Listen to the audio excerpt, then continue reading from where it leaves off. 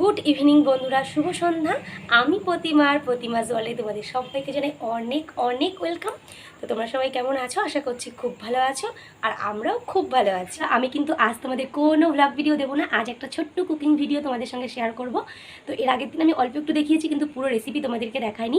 বলতে পারো এটা সন্ধ্যার স্ন্যাক্স বা সন্ধ্যার টিফিন, এরকম কিছু। সন্ধ্যায় হঠাৎ কিছু খেতে চাইলে তো এটা বানিয়ে তোমরা খেতে পারো, সেটাই আজকে তোমাদেরকে বানিয়ে দেখাবো। তো অনেক দিন ধরে ভাবছি কথাটা বলবো যে আমার পরিবারে একদম প্রথম থেকে এখনও পর্যন্ত যারা আমার পাশে আছো আর নিয়ম করে আমার ভিডিও দেখো, আমার বিশ্বাস তারা পুরোটাই দেখো। তো আমি তাদের নামগুলো বলবো এখন। দেখো, সবার নাম তো বলা সম্ভব নয় একদিনে একই ভিডিওতে। তো আজকে আমি 20 জনের নাম নিয়ে এসেছি, সেগুলো বলবো। অন্যদিন আবার তোমাদের নাম বলবো। আর তার ভিতরে কিন্তু অনেক বন্ধু এসছে গেছে, সাপ নিয়ে চলে গেছে, ভুলে গেছে। তাদের কথা বলছি না, যারা প্রথম থেকে আছো এখনো তাদের কথা আমি বলছি। বেশি বকবক না করে তাড়াতাড়ি যে 20 জনের নাম আমি লিখেছি সেই 20 জনের নামগুলো আমি বলে ফেলি। প্রথমে আছে happy with Priya. Happy with প্রিয়াদি, যে প্রিয়াদি ভিডিও করে, ভীষণ পরিশ্রম করে, সারাদিন ব্লগ ভিডিও করে, সেই দিদিভাই কিন্তু প্রথম থেকে আমার পাশে আছে এবং আমিও দিদিভাইয়ের পাশে আছি।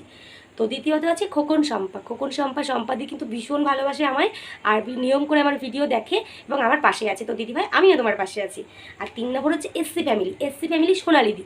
ভীষণ ভালো আর ভীষণ সুন্দর কথা বলে, আর ওর একটা মেয়ে আছে ভীষণ কিউট, মাম্মা। তো ও, যারা ওর ভিডিওতে যাওনি তারা তো যাবে, আর হচ্ছে যারা আছো তারা তো জানো, ও কিন্তু আমার ভিডিও নিয়ম করে দেখে। 4 নম্বর আছে সঞ্চিতা পাল। বুনু, আমি তোমার কথাই বলছি। সঞ্চিতা পাল আমার একটা বুনু, মানে ইউটিউব থেকে পাওয়া একটা বুনু বলতে পারো। ও কিন্তু আমার ভিডিও দেরিতে দেখে, কিন্তু তাও নিয়ম করে পুরো ফুল ওয়াচ করে তারপরে যায়। তো তারপর আছে কিন্তু সময়ের সাথে দিদিভাইও আমার বেশি দিন পরিচয় হয়নি, কিন্তু যে কদিন ধরে হয়েছে প্রতিদিন নিয়ম করে আমার পরিবারে আসে এবং দেখে। আর আছে মৌ ডেলি ব্লগের মৌদি কিন্তু নিজে ঠিকঠাক ভিডিও দেয় না, কিন্তু নিয়ম করে আমার ভিডিওগুলো দেখে এবং আমাকে ভালোবাসে। আর আছে দেবী ডেলি ব্লগসের দেবীদিকে তো তোমরা সবাই চেনো। দিদির কথা নতুন করে কি বলবো, একদম একটা মিষ্টি সুইট দিদিভাই। তো আমাকে ভীষণ ভালোবাসেন, আমি দিদিভাই তোমাকে খুব ভালোবাসি। আর আছে কাজল ডেলি ব্লগস। কাজল আর দেবীদি কিন্তু 2 বোন। কাজল দিভাই আমার ভিডিও ডেলি দেখে। আর আছে চিকু মামা ব্লগস। চিকু মামা মানে চিকুর মা ব্লগস করে। তো চিকু মামা ব্লগসের দিদিভাই তোমাকে অনেক অনেক ভালোবাসা, তুমিও নিয়ম করে আমার ভিডিওগুলো দেখো। আর আছে ভাইজাগ ব্লগ অ্যান্ড অপর্ণা দিভাইও খুব ভালো, ভীষণ সুন্দর গানের গলা। ওই দিদিভাইও আমার ভিডিও নিয়ম করে দেখে, হয়তো দেরিতে দেখে কিন্তু দেখে, আর আমিও দিদিভাইয়ের ভিডিও রোজই দেখি। আর আছে কিন্তু হ্যাপি লাইফ উইথ মামুন। ওই ভিডিওটাতে একটা বাচ্চা মেয়ে আছে ছোট্ট, সারাদিন দুষ্টুমি করে বেড়ায়, আর ওর মা সেই বাচ্চার সামনে ভিডিও করে। তো ওই দিদিভাইও খুব ভালো, আমিও প্রত্যেক দিন ওনার ভিডিও দেখি এবং উনিও দিদিভাই এসে আমার ভিডিও দেখে। আর আছে সাক্ষী রাজীব ব্লগস একটা দিদিভাই আছে, ভীষণ মিষ্টি, ভীষণ সুইট, মানে তো এত শরীর খারাপ নিয়েও দিদিভাই রোজ ভিডিও দেয় এবং আমার ভিডিও দেখে, আমিও গিয়ে কিন্তু ফুল ওয়াচ করে আসি। ওই দিদিভাইকে আমি খুব ভালোবাসি। আর আছে সুইট ফ্যামিলি ব্লগসের একটা দিদিভাই আছে, আমার বেশি দিন পরিচয় হয়নি, কিন্তু যে কদিন পরিচয় হয়েছে নিয়ম করে আসে, আর আমিও কিন্তু যাই। আর আছে সায়নী সরকার দিদিভাইয়ের কথা কি বলবো, এত ভালো ভালো রান্না করে, আর যেটা দেখে আমি ফিদা হয়ে যাই। তো ওই দিদিভাইও কিন্তু নিয়ম করে আমার পরিবারে আসে, আর আমিও যাই।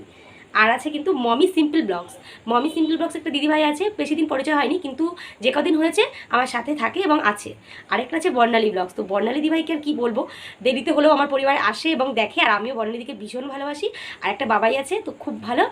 আর তোমার ভিডিও একটু দেরিতে হয় হয়তো বর্ণালীদি, কিন্তু তাও আমি তোমার ভিডিও কিন্তু দেখি। তাদের নাম নিলাম না, তারা আমার উপর রাগ করো না, আমি কান ধরে সরি বলছি। আজকে এক ভিডিওতে তো এত বলা সম্ভব নয়, আমি অন্য একদিন তোমাদের কথাও আমি ভিডিওতে বলবো। তো এই দিদিভাইগুলোর কথা এই জন্য বললাম, তারা আমাকে প্রত্যেকে খুব ভালোবাসে, আর আমিও তাদের মন থেকে খুব ভালোবাসি আর পুরো সাপোর্ট করি তাদেরকে। তোমাদেরকে তো আমি কালকের ভিডিওতে বলেছি যে আমি যেহেতু ওয়াইফাই কানেকশান চালাই, কারোর ভিডিও কিন্তু আমি স্কিপ করি না বন্ধুরা, চালিয়ে রেখে দিই, শুনি, আর পরে গিয়ে কমেন্ট করে দিই। সবসময় তো দেখা হয় না, তাই কাজ করি আর শুনতে থাকি, তো ভিডিও শেষে গিয়ে কমেন্ট করে দিই। কিন্তু বিশ্বাস করো, আমার উপর যে আমার পরিবারে আসবে তাকে আমি ফুল সাপোর্ট করব এবং করতাম। তো এই হচ্ছে কথা। তো চলো আর বেশি বকবক করবো না, এবারে তোমাদের মেন রেসিপিতে নিয়ে যাব। তো রেসিপিটা ভালো লাগলে কিন্তু লাইক করে জানিও, আর খুব ভালো লাগলে কমেন্ট করো, আর বেশি ভালো লাগলে বন্ধুদের সঙ্গে শেয়ার করো। তো চলো, লেটস গো। তো বন্ধুরা, আমি যখন তোমাদের ভিডিওটার ইন্ট্রো দিচ্ছিলাম, তখন তোমাদের দাদাভাই আমাকে ময়দাটা মেখে দিয়েছিল। তো ওই জন্য আমি ময়দা মাখার ভিডিওটা শেয়ার করতে পারলাম না, তার জন্য সরি। একেবারে আমি দেখো বড় একটা রুটির মতো বেলে নিয়েছি, আর তারপর একটা কাটার দিয়ে গোল গোল করে ফুচকার লেচির মতো কেটে নিচ্ছি। আর এর ভেতরে আমি না কাঁটা চামচ দিয়ে ফুটো ফুটো করে দিয়েছি, তার কারণ যদি ফুটো ফুটো না করে দিই তাহলে এটা ফুচকার মতো ফুলে যাবে, তার জন্য আমি ছিদ্র করে দিয়েছি। তো চলো এবার এগুলো ভাজার পালা। তো এবারে আমি একে একে তেলের মধ্যে ছেড়ে দিচ্ছি, দেখতে পাচ্ছ। আর এটা না একটু মিডিয়াম আঁচে ভাজবে, তাহলে কি হবে, পুড়ে যাবে না, আবার ক্রিপসি হবে। তো আমি মিডিয়াম আঁচে ভালো করে ভেজে নিচ্ছি, দেখতেই পাচ্ছ। আমার পাপড়ি কিন্তু একদম রেডি, মানে পাপড়ি চাট বানানোর জন্য পাপড়ি আমি একদম রেডি করে ফেলেছি। তো এবারে তোমাদেরকে দেখাবো পাপড়ি চাট বানানোর জন্য আমার কি কি লাগছে।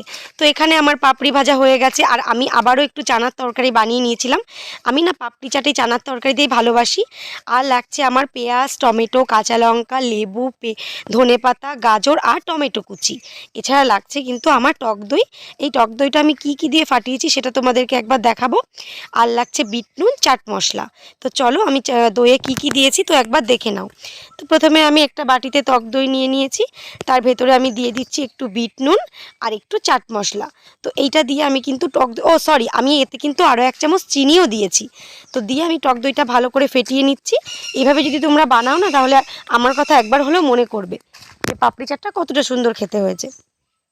তো এবার আমরা সাজিয়ে ফেলবো। তো একে একে আমি প্লেটের ভেতর, দেখতে পাচ্ছ, পাপড়িগুলোকে সাজিয়ে নিচ্ছি।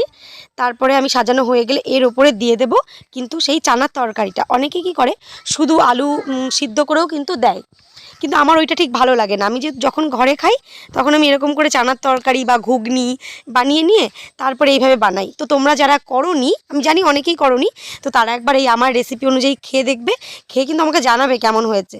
তো তারপরে আমি পেঁয়াজ কুচি, শসা কুচি, গাজর কুচি, টমেটো কুচি, লঙ্কা কুচি, ধনেপাতা, সবশেষে গন্ধরাজ লেবু দিয়ে ওপর দিয়ে একটু টক দই দিয়ে দিচ্ছি। দেখতেও ভালো লাগবে, আর এটা ছাড়া তো পাপড়ি চাট সম্ভবই নয়, তো খেতেও ভালো লাগবে। আর তারপরে একটু বিট নুন আর লাস্টে চাট মশলা। তো বন্ধুরা, আমার পাপড়ি চাট একদম রেডি। দেখতে তো অসাধারণ হয়েছে, আর খেতেও কিন্তু দুর্দান্ত হয়েছিল। তোমরা এভাবে একবার বানিয়ে আমাকে কিন্তু কমেন্ট করে জানাবে, ঠিক আছে? বন্ধুরা, আমার কিন্তু পাপড়ি চাট বানানো হয়ে গেছে। আগে একদিন ছোট্ট ক্লিপ শেয়ার করেছিলাম, আজকে ফুল ভিডিওটা দিলাম।